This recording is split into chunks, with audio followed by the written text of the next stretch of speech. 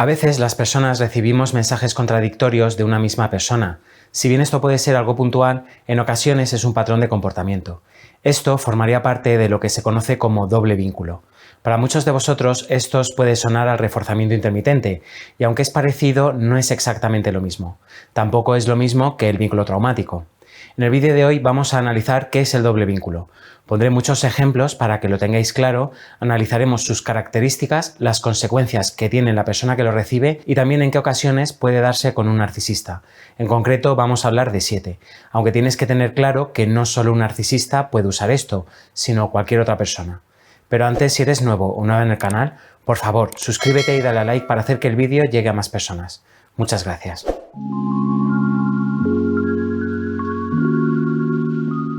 En psicología existen diferentes teorías que intentan explicar el comportamiento humano. Una de ellas es la teoría del doble vínculo. Fue postulada por Gregory Bateson y originalmente intentaba explicar las causas de la esquizofrenia a través de los patrones de comunicación.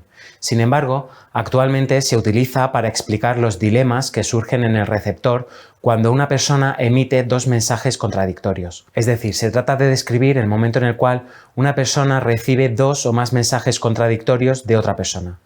Esto os puede sonar a muchos a reforzamiento intermitente, pero no es lo mismo, porque en una situación de doble vínculo no suele pasar tanto tiempo. Además, yo incluiría reforzamiento intermitente como una forma de doble vínculo. Pero bueno, ¿qué es el doble vínculo? El autor de esta teoría quería explicar las causas de la esquizofrenia, sin tener en cuenta las alteraciones cerebrales de esta. Por este motivo fue rechazada posteriormente, pero es una teoría muy interesante e importante dentro de la psicología, ya que ponía de manifiesto la importancia de la comunicación para el bienestar emocional. Por eso a día de hoy no se usa para explicar la esquizofrenia, pero sí para explicar cómo nos comunicamos las personas. Los dobles vínculos son aquellas dudas que le pueden surgir a una persona como resultado de recibir dos o más mensajes contradictorios entre sí. Estos dobles vínculos pueden ser recibidos por diferentes canales, es decir, no solo de forma verbal. Por ejemplo, una persona puede decirle me gustas a otra de manera verbal, pero mediante el lenguaje no verbal le puede estar demostrando lo contrario. Una de las consecuencias más habituales es que la persona que recibe los mensajes contradictorios está siempre en duda y no sabe qué hacer porque le llegan dos mensajes distintos y contradictorios por parte de la misma persona.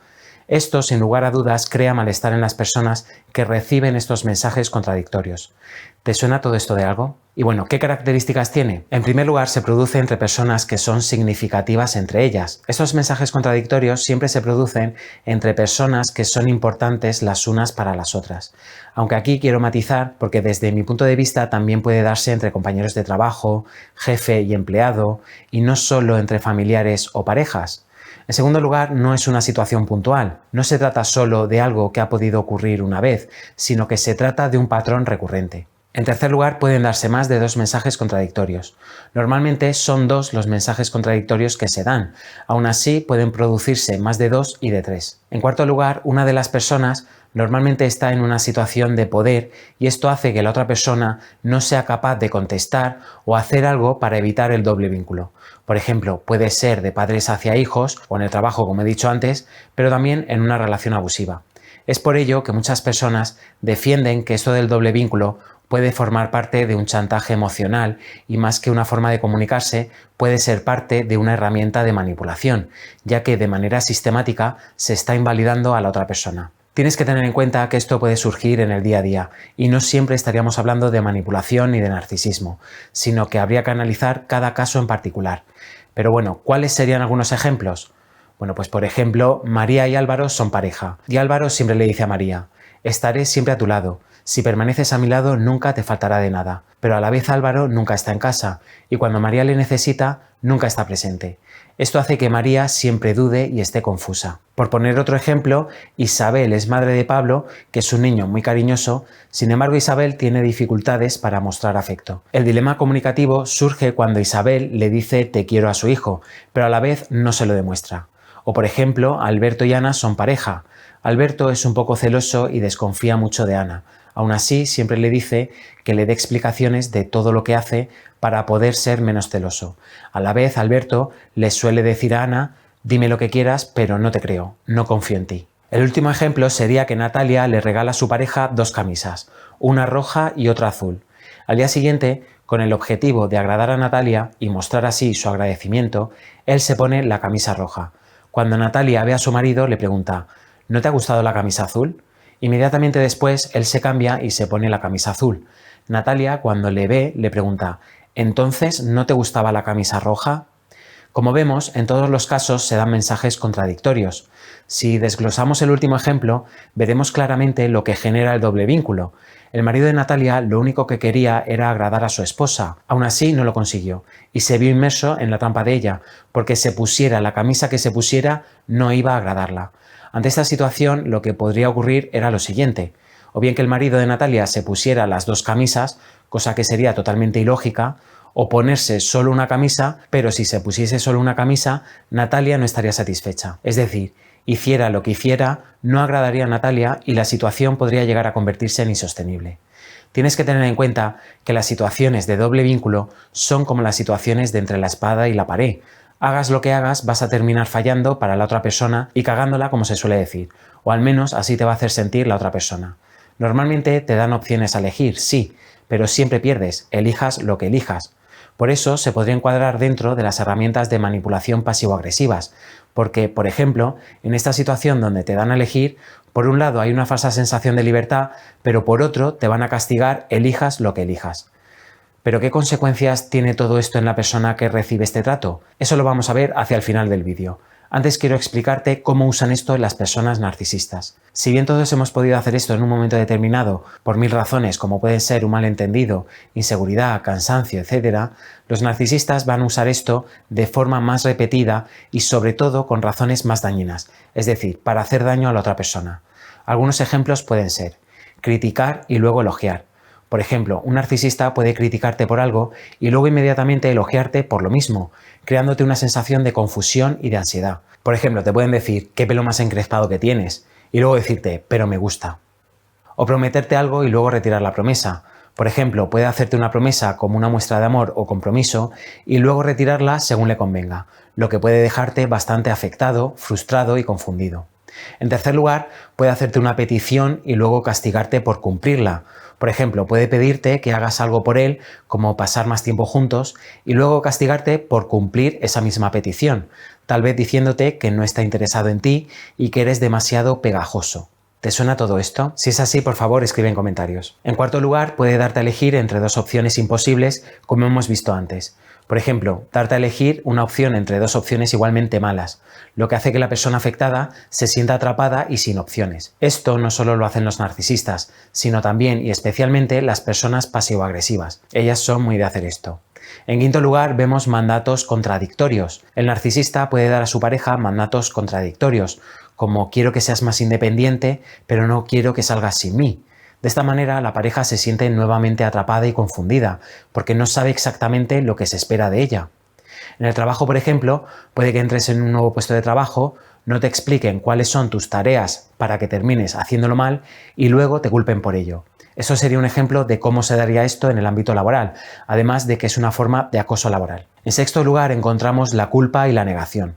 El narcisista puede culpar a su pareja por algo que él mismo ha hecho y luego negar haberlo hecho. Esto deja a la pareja sintiéndose confundida y cuestionando su propia percepción de los eventos. En séptimo lugar vemos la amenaza y el apoyo. Por ejemplo, el narcisista puede amenazar a su pareja con algo y luego ofrecer su apoyo para ayudarla a evitar esa amenaza. Esto hace que la pareja se sienta confundida y dependiente del narcisista para su seguridad. Por ejemplo, te puede decir que si no haces lo que él dice, te echará de la casa que compartís. Y tras esta amenaza, te apoya y te refuerza cada vez que haces lo que él dice. Como ves, es algo muy confuso, pero muy efectivo. Por un lado, alguien que en teoría se tendría que preocupar por ti se muestra amenazante contigo, pero a la vez cariñoso y afectuoso. Eso sí, solo si cumples con sus demandas. A la hora de preparar este vídeo me di cuenta de que este os va a ayudar mucho a comprender esa naturaleza doble que parece que tiene el narcisista. Y es que por un lado, puedes creer que sea la persona más maravillosa que hayas conocido y por otro, la más cruel. Como ves, es una especie de reforzamiento intermitente, pero mucho más contingente en el tiempo, es decir, mucho más seguido y también mucho más duro. Por todo ello, ¿cómo te afecta a ti cuando alguien utiliza estas situaciones de doble vínculo contigo? Bueno, pues en primer lugar, se desata en ti mismo una sensación de inseguridad brutal. Las personas que son víctimas de este tipo de comunicación nunca saben qué hacer. Piensan que hagan lo que hagan estará mal hecho y en consecuencia se crea en ellos una sensación muy alta de inseguridad. En segundo lugar, observamos altos niveles de ansiedad. Estas situaciones pueden crear en la persona que lo recibe un alto nivel de ansiedad y de nerviosismo, ya que nunca sabrá qué se espera de él. En tercer lugar, y cómo no, vemos que estas personas están inundadas de culpa y de sentimientos de inadecuación. Como los mensajes son contradictorios, siempre te sientes culpable porque piensas que lo que vas a hacer quizá no sea lo correcto. Esto puede afectar directamente en tu autoestima y en tu creencia de tu validez como persona, porque te están invalidando todo el tiempo. Por otro lado, la confusión es una consecuencia principal. Nunca tienes claro cómo actuar con esa persona. Si sonríes, porque sonríes. Si estás serio, porque estás serio. Siempre va a haber cierto nerviosismo al lado de esa persona porque no tienes claro por dónde te va a salir. Y por último, vemos la famosa indefensión aprendida. Y es que el invalidar constantemente todos los actos de una persona va a hacer que ésta sienta que haga lo que haga está mal y que ninguno de sus esfuerzos para cambiar la situación va a servir de algo. Por eso, la persona al final entra en un estado de pasividad absoluta, de resignación amarga y de querer meter la cabeza bajo tierra. Lo que no sabe esta persona es que está metida en una trampa emocional, que otra persona, narcisista o no, le ha ido arrinconando, cortándole todas las opciones de resolución de problemas y de afrontamiento de la situación.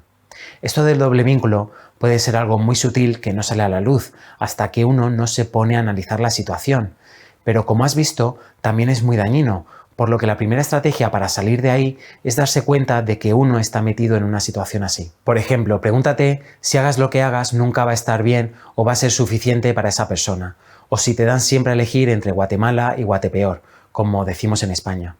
Esto te dará pistas de que tal vez estás metido en una situación de doble vínculo con alguien y será el primer paso para tomar decisiones al respecto. Lo importante en estos casos es entender que tú no tienes la culpa y que hagas lo que hagas nunca será del agrado de la otra persona, por lo que intenta desvincularte todo lo que puedas de ella. Bueno, llegados hasta aquí, ¿qué te parece este tema? ¿Habías oído alguna vez hablar sobre el doble vínculo? ¿Te ha resonado todo o alguna parte de lo que he dicho? ¿Cómo te hacía sentir? ¿Quieres añadir tú algo más? Por favor, escribe abajo en la caja de comentarios. Bueno, hasta aquí el vídeo de hoy. Dale like si te ha gustado y compártelo en tus redes sociales o con alguien que creas que lo puede necesitar. Suscríbete si todavía no lo has hecho, dándole a la campanita para ver más vídeos así. Te mando un abrazo y mucho ánimo en tu camino a la recuperación.